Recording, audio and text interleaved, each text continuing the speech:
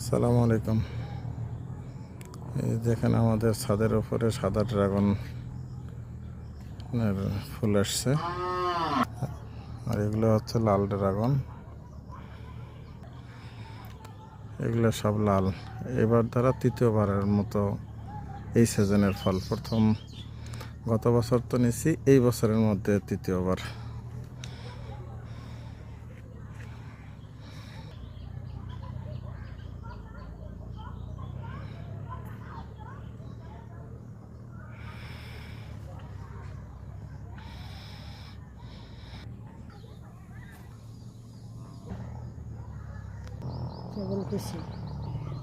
এটা আবার ধন্দল। মাশাআল্লাহ, ধন্দলও খুব সুন্দর হচ্ছে। এরপরে আবার আগাম সিম লাগানো হয়েছে। সিমও আল্লাহ রহমতে সুন্দর হচ্ছে এবং ফুল আসছে গাছে।